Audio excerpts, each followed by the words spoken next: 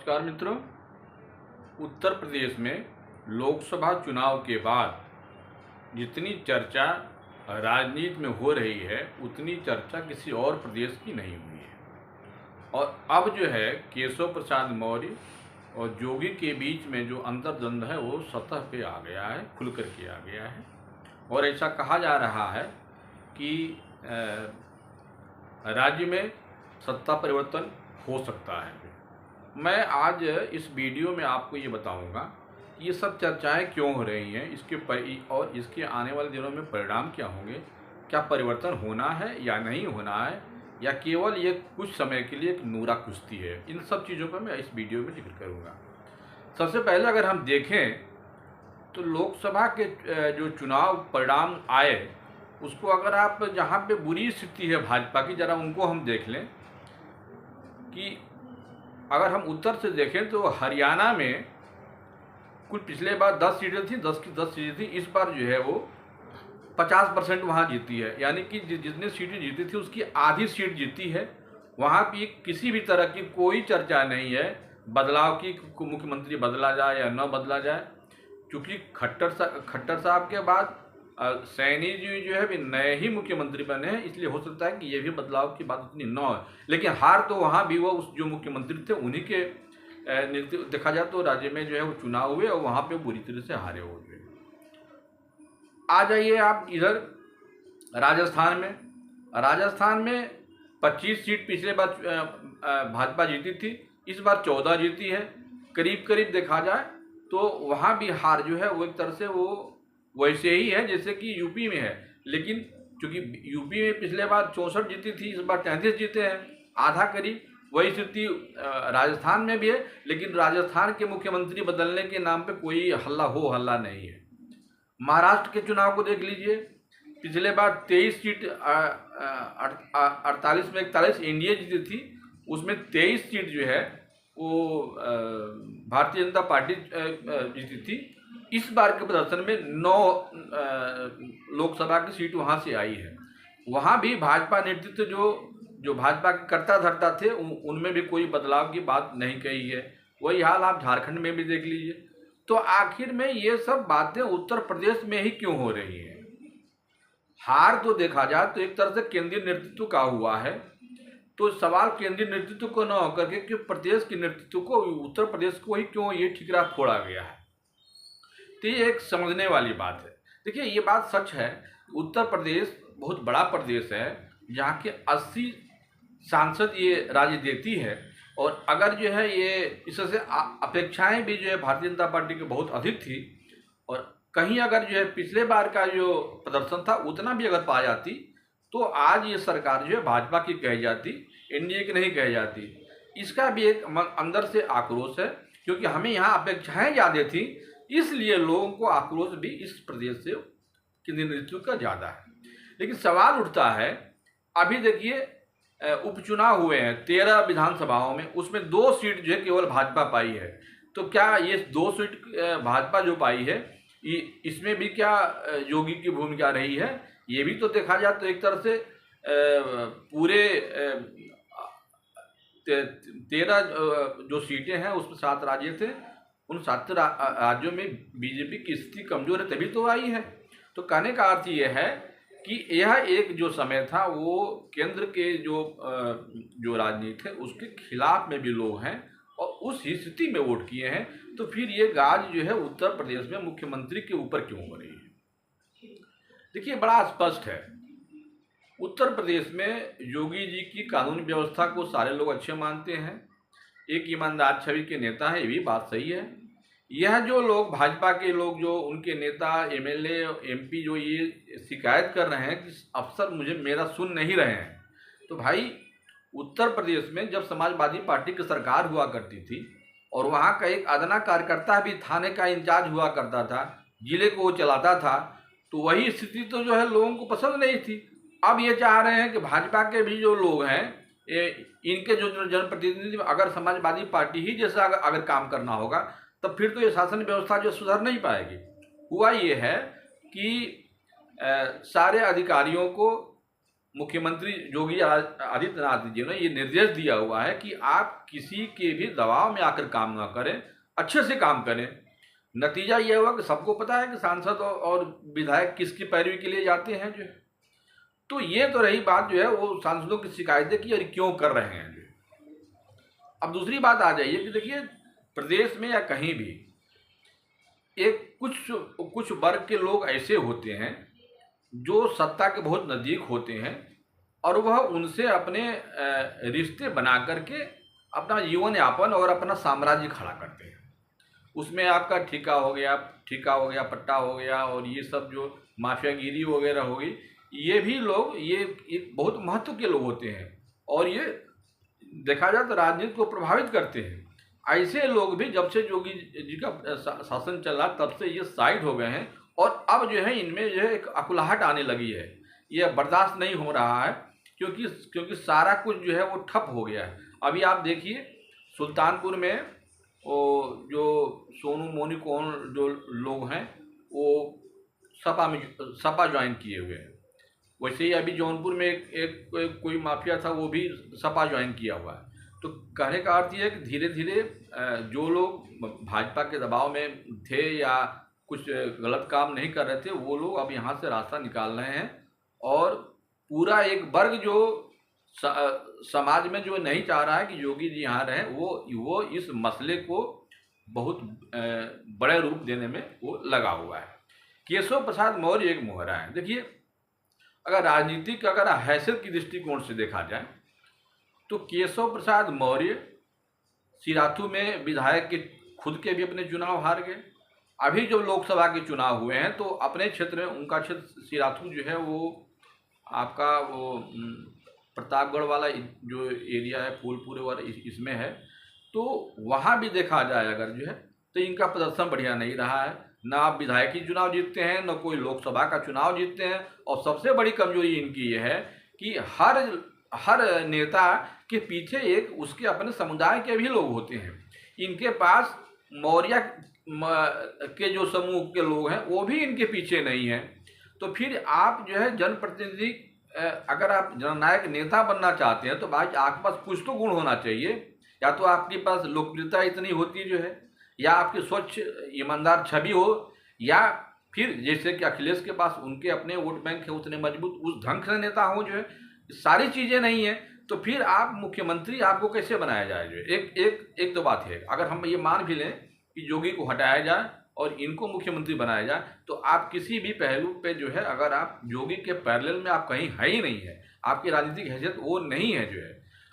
योगी जी अगर चुनाव होते हैं तो योगी जी की लोकप्रियता ये है कि योगी जी आपके मणिपुर मेघालय में भी उनको बुलाया जाता है, बिहार में बुलाया जाता है, कर्नाटक में बुलाया जाता है, राजस्थान में बुलाया जाता है, हर प्रदेशों में उनकी जो है उनको बुलावा आता है। तो ये बताता है कि राजनीतिक हैसियत योगी जी का और केसों में कोई तुलना नहीं है। अब सवाल उठता है कि तो फिर इतनी ये चर्चाएं क्यों हो रही हैं। देखिए ये तो सच है कि योगी जी को पूर्ण रूप से उस संगठन में और सरकार को चलाने में इनको दिक्कत शुरू से ही रही है। क्योंकि एक जो है ये दबे स्वर में कहा जाता है कि अमित शाह के लोग या वो नहीं चाहते हैं कि योगी उतने ताकतवर हो जो है। और पिछले बार जब ये टिकट की बंटवारा हुआ इसमें भी देखा जाए तो केंद्रीय नेतृत्व की ही पूरी गड़बड़ी थी। उन्होंने 50-51 लोगों को टिकट रिपीट कर दिया। जो आम जनमानस में भी ये बात थी कि टिकट मिलते ही ये लोग कहना शुरू कर दिए कि अरे बीजेपी वालों ने क्या कर दिया जो है। तो बात तो वहीं से बिगड़नी शुरू हो गई। लेकिन अमित शाह को ये लगता था कि नहीं हम टिकट दे देंगे तो चुनाव जीत जाएंगे, 2.5 लाख 3 लाख के मार्जिन से चुनाव जीते हैं, बहुत होगा तो मार्जिन कम हो जाएगा लेकिन लोग तक चुनाव जीत जाएंगे। लेकिन ऐसा कुछ हुआ नहीं और परिणाम जो है बहुत दूसरे ढंग के आ गए। इसलिए सारे के सारे लोग चिंतित हो गए और अब योगी जी के ऊपर इस हार का जो है वो हार का कारण जो है उनके सिर पर मरना शुरू किया है। बस स्थिति ये है कि ये सब जो आप देख रहे हैं ये कोई केशव प्रसाद मौर्य कुछ बोल नहीं रहे हैं। दरअसल अमित शाह जो है वो केशव प्रसाद मौर्य के रूप में अपना दल के जो अनुप्रिया पटेल हैं उनके द्वारा ऐसे लोगों की बयानबाजी। अभी देखिए कुछ लोग पहले आरक्षण के बारे में अनुप्रिया पटेल बोली थी, यानी कि जो घटक दल है वही अगर सरकार के विरोध में कुछ बातें करने लगे, नीतिगत बात करने लगे, तो ये बहुत ये अच्छी बात नहीं होती है और कहीं न कहीं से ये प्रश्रय मिला होता है, वरना उनकी इतनी हैसियत नहीं है कि वो जाकर सरकार के खिलाफ कुछ बोले। तो अमित शाह जो है धीरे धीरे ऐसे लोगों को बढ़ावा है जो योगी के खिलाफ जो है एक मोर्चा जो है बनाने के लिए। अब आप ये कहेंगे कि आखिर में जो ये अमित शाह ये क्यों क्यों कर रहे हैं? देखिए, अमित शाह को इससे मतलब नहीं है कि योगी की सरकार यहाँ से हट जाए या केशव प्रसाद मौर्य यहाँ पे आ जाए। लड़ाई यहाँ बहुत लंबी है। लंबी ये है कि अगर आप चर्चा में देखते होंगे तो भारतीय जनता पार्टी में मोदी नंबर 1 पे है और सारे जो मुख्यमंत्री हों उसमें जब चर्चा होती है तो योगी नंबर 1 में आते हैं। तो अमित शाह को जो नंबर 2 की कुर्सी है पीएम के बाद की, उस पर जो है उनकी आंख है और अमित शाह को लगता है कि अगर योगी जी अगर बीच से हट जाते हैं तो मेरा रास्ता वहाँ पे क्लियर हो जाता है। इसलिए इतना जो है वो उत्तर प्रदेश को डामाडोल करने के पीछे यही एक मकसद है जो, वरना वो उनको पता है केशव प्रसाद मौर्य में वो क्षमता नहीं है कि वो चुनाव जिता के लाए। हाँ, ये बात ठीक है, 2017 में उनके प्रदेश अध्यक्ष में एक बम्पर जीत हुई थी। वो एक समय अलग था जो है, क्योंकि वो समाजवादी और बसपा के बहुत लंबे समय के बाद से चुनाव हुए थे और सारे लोगों का मन मिजाज जो है बदल चुका था और इसलिए वो बड़ा उतना जो है वो परिवर्तन हुआ। चूँकि मोदी जी भी 2014 में जो शासन आ गए थे तो लोगों की एक नज़रिया जो है केंद्र से और राज्य में आने में, इसलिए वह जो है वो परिवर्तन 2017 का जो है वो रिकॉर्ड जो है वो विधायक चुनाव जीत करके आए। वो ऐसा नहीं था कि केशव प्रसाद मौर्य के प्रभाव से आ गया। केशव प्रसाद मौर्य के प्रभाव से आए होते तो 2017 के बाद चुनाव हुए थे फूलपुर में, भाजपा वहाँ से चुनाव हार गई थी, फूलपुर उन्हीं का क्षेत्र है। तो इससे ये क्लियर लगता है कि ऐसा कुछ नहीं है कि केशव प्रसाद मौर्य के अंदर आ जाने से भाजपा और मजबूत हो जाएगी। तो चूंकि भाजपा मजबूत नहीं होगी तो फिर केंद्र के लोग ऐसा क्यों कर रहे हैं, उसके पीछे मैंने एक लॉजिक बता दिया कि अमित शाह का बस एक ही है कि योगी को किसी तरह से कमज़ोर कर दो, योगी जी जो है वो अपने में ही सीमित रहें और ये ऊपर की तरफ न देखें, जहाँ जाए वहाँ पे हमारी सीट जो है वो जो है वो नज़र आए, कहीं कोई वहाँ पे दिक्कत न हो और मोदी के बाद से ताजपोशी अगर किसी की हो तो अमित शाह की हो जाए।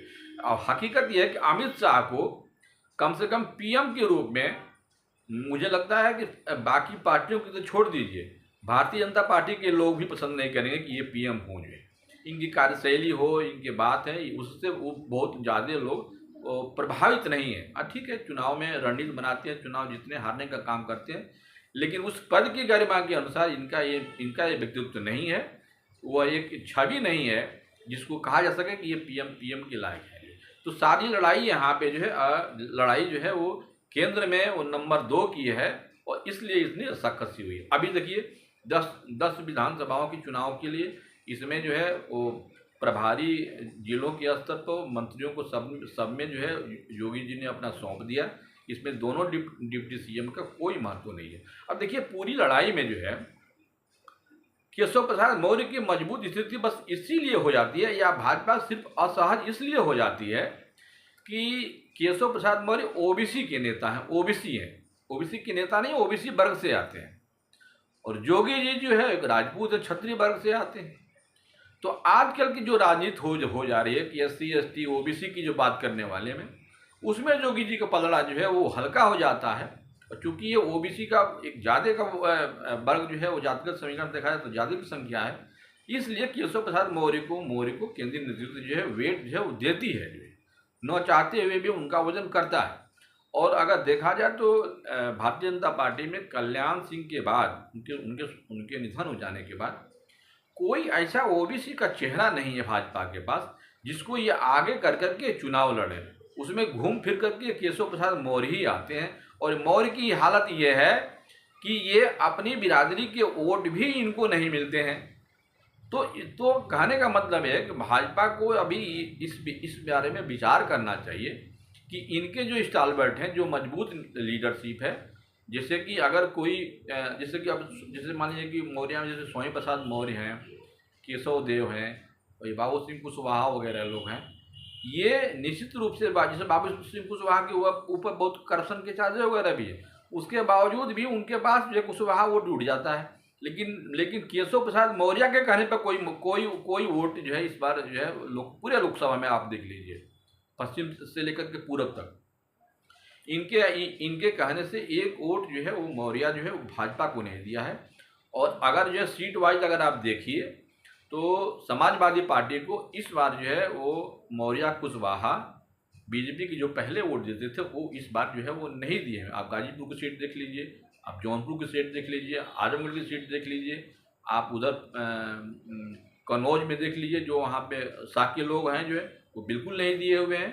तो ये कम्युनिटी भी नहीं दी हुई है। तो यह एक भाजपा का अंदर से एक जो है वो सोचने वाली बात है कि अगर जो है ओबीसी में अगर दो बिरादरियां जिसपे कि कुर्मी, पटेल और कुशवाहा होते हैं, ये पश्चिम में जो सैनी है, साक्य हैं, ये इनका एक मजबूत आधार है। तो ये आधार अगर छिटकेगा भाजपा से तो निश्चित रूप से ये समाजवादी पार्टी को लाभ पहुंचाएगा। और पिछले बार चुनाव में वो टिकट मार करके अपनी एक रणनीति जो पीडीए की है, अखिलेश जी ने वो बहुत सही तरीके से वो जमीन पे वो उतारा है, और वैसे लोगों को टिकट भी दिया हुआ है।